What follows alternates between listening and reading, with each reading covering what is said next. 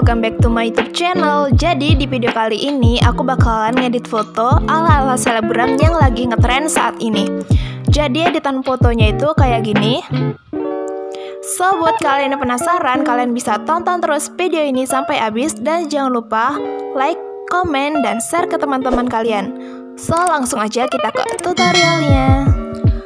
Nah guys, jadi untuk di editan foto kali ini aku menggunakan aplikasi Avatan. Kalian bisa download di Google Play Store. Kalian tinggal ketik aja Avatan.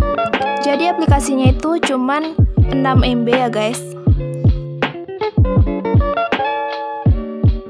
Oke guys, langsung aja kita buka aplikasinya.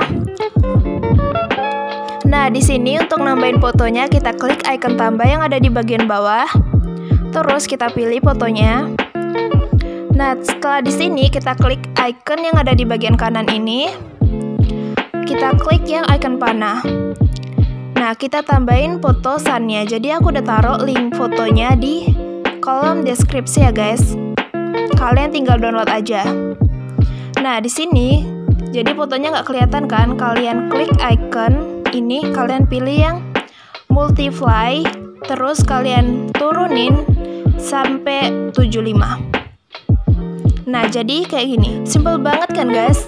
Langsung aja kita klik icon centang, terus kita next. Kita simpan ke galeri.